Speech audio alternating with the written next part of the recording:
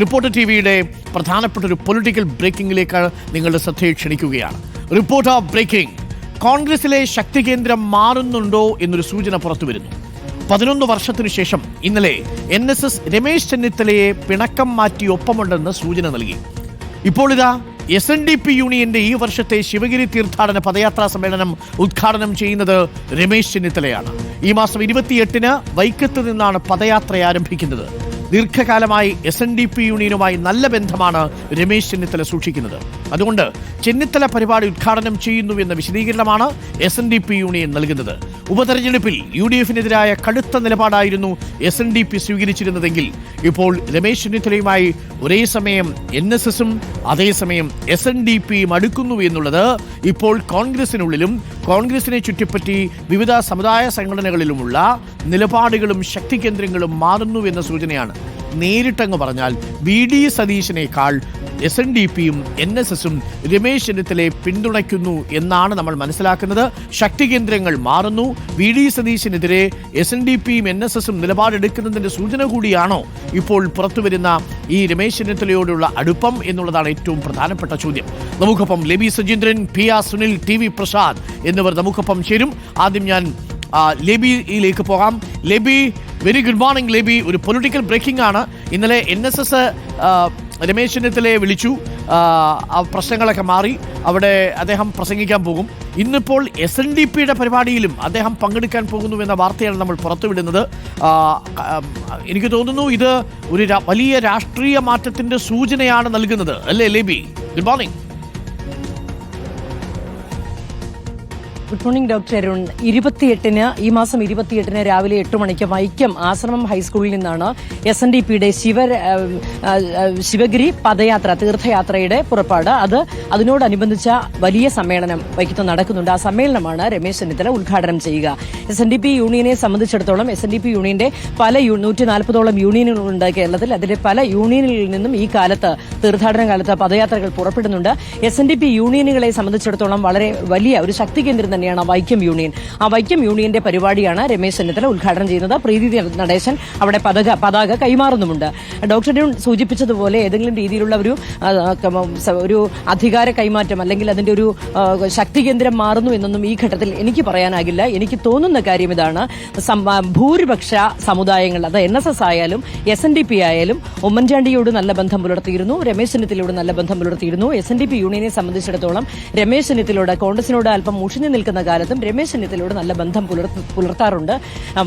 വൈക്കം യൂണിയന്റെ പദയാത്ര ഇതിനു മുൻപും പലതവണ രമേശ് ചെന്നിത്തല ഉദ്ഘാടനം ചെയ്തിട്ടുണ്ട്. രമേശ് ചെന്നിത്തലയോട് ഈ രണ്ട് സമുദായങ്ങൾക്കും അടുപ്പമുണ്ട് എന്നാണ് ഈ ഘട്ടത്തിൽ പറയാൻ സാധിക്കുന്നത്. എന്നതുകൊണ്ട് ഏതെങ്കിലും രീതിയിൽ ഈ ഘട്ടത്തിൽ ഒരു അധികാരമാറ്റമോ അല്ലെങ്കിൽ അതിന്റെ ഒരു നേതൃമാറ്റമോ അല്ലെങ്കിൽ അതിലേക്കുള്ള സൂചനയൊന്നും ഈ ഘട്ടത്തിൽ ഇത് കണ്ട് പറയാനാകില്ല. എങ്കിലും ഭൂരിപക്ഷ സമുദായങ്ങളുമായി അടുക്കാൻ രമേശ് ചെന്നിത്തല ശ്രമിക്കുന്നുണ്ട്, അല്ലെങ്കിൽ ആ സമുദായങ്ങൾ ശ്രമിക്കുന്നുണ്ട് എന്ന് വേണം ഇതിൽ നിന്ന് വായിക്കാൻ. ഓക്കെ, ഞാനതിന് രാഷ്ട്രീയം PR സുനിലും ഒപ്പം TV പ്രസാദും പറയും. ലേബി പറഞ്ഞതുപോലെ വൈക്കം യൂണിയന്റെ ഉദ്ഘാടനമാണ് ഇന്നിപ്പോൾ നമ്മുടെ രമേശ് ചെന്നിത്തല നിർവഹിക്കാൻ പോകുന്നത്. അതേസമയം NSS-ന്റെ ആസ്ഥാനത്തേക്കും രമേശ് ചെന്നിത്തലയ്ക്ക് ക്ഷണമുണ്ട്.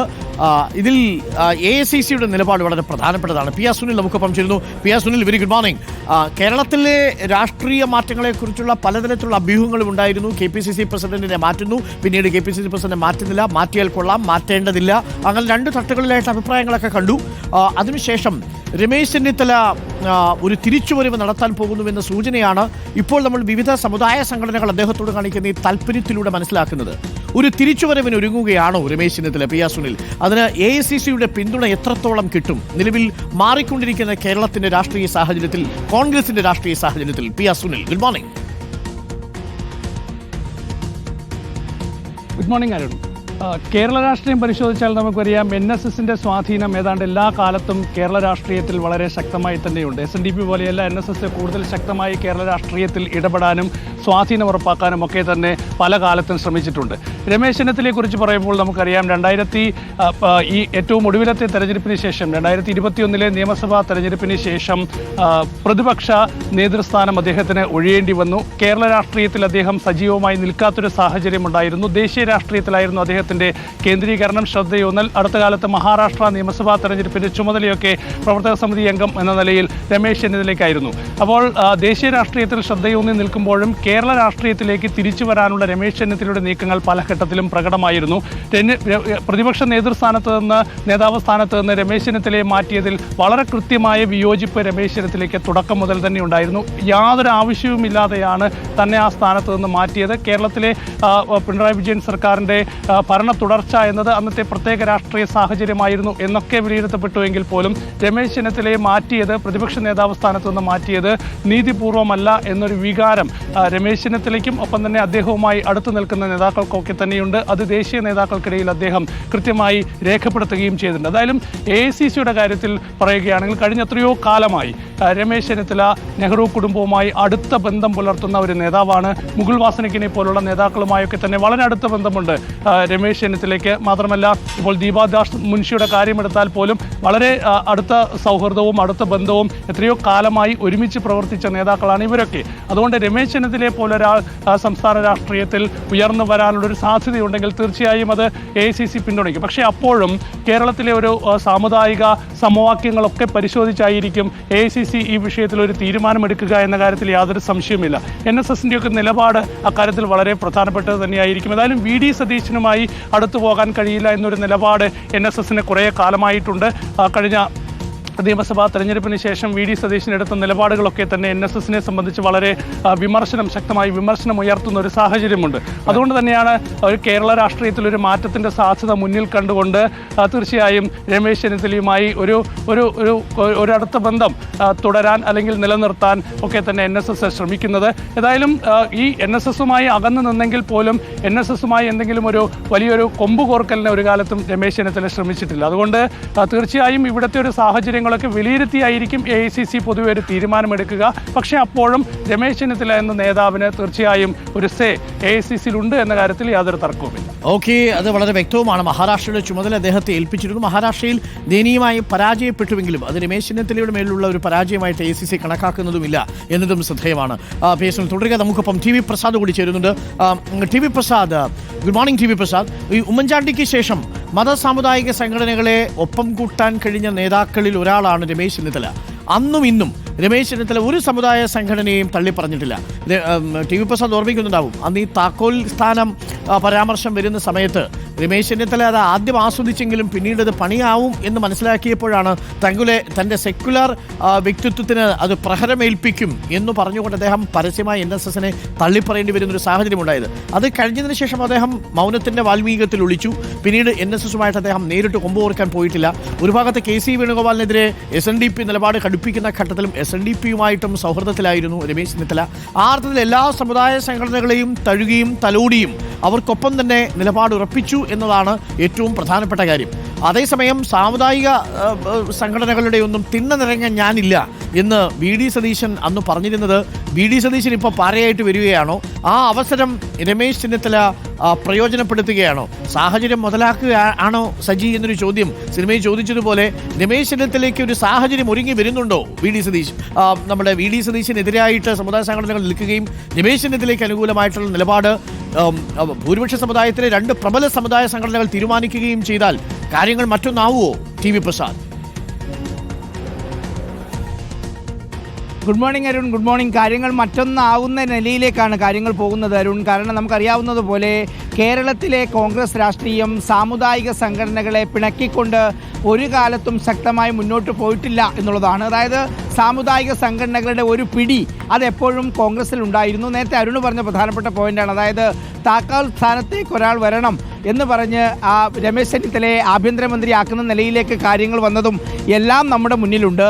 കെ കരുണാകരന് ശേഷം ഉമ്മൻചാണ്ടിക്ക് ശേഷം കേരളത്തിലെ എല്ലാ സമുദായ സംഘടനകളെയും കോർത്തിണക്കാൻ പറ്റിയ ഒരു നേതാവ് കേരളത്തിൽ ഇല്ല എന്ന തിരിച്ചറിവിൽ നിന്ന് തന്നെയായിരിക്കാം ഒരുപക്ഷെ രമേശ് ചെന്നിത്തലയും ഇതിന് മുൻകൈ എടുത്തത്. നേരത്തെ അരുണ് പറഞ്ഞതുപോലെ 2 വോട്ടുകൾക്ക് വേണ്ടി സമുദായ സംഘടനകളുടെ തിണ്ണ നിരങ്ങാൻ എന്നെ കിട്ടില്ല എന്ന് പറഞ്ഞ ആള് VD സതീശനാണ്.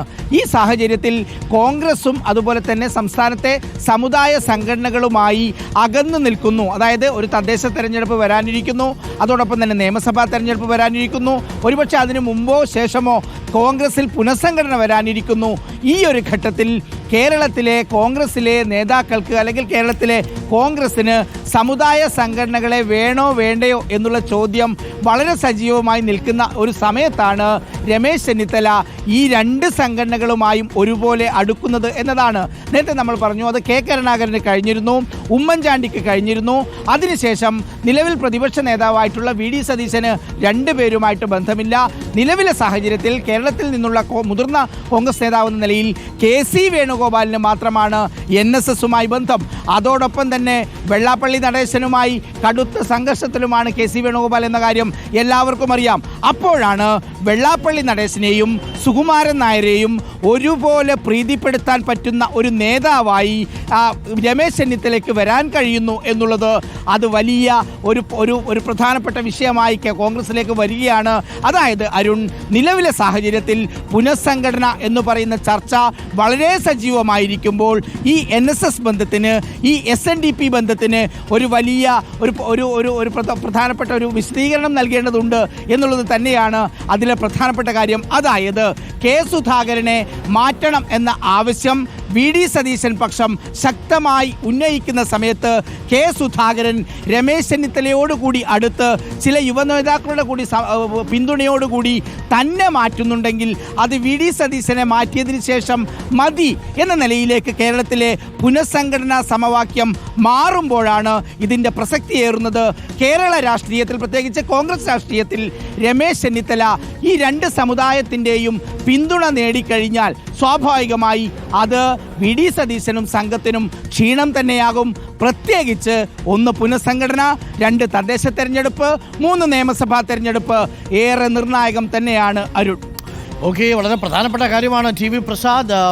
ലേബി, എന്തായാലും വൈക്കത്ത് നിന്നുള്ള യൂണിയന്റെ പരിപാടിയിൽ SNDP പരിപാടി ഉദ്ഘാടനം ചെയ്യാൻ പോകുന്നത് രമേശ് ചെന്നിത്തലയാണ് എന്നുള്ളതാണ്. ഒരേ സമയം തന്നെ 2 സമുദായ സംഘടനകളും രമേശ് ചെന്നിത്തലയെ സമീപിക്കണമെങ്കിൽ അതിലെന്തെങ്കിലും രാഷ്ട്രീയ ലക്ഷ്യങ്ങളുണ്ടോ എന്നുള്ളതാണ് പ്രധാനപ്പെട്ട ചോദ്യം.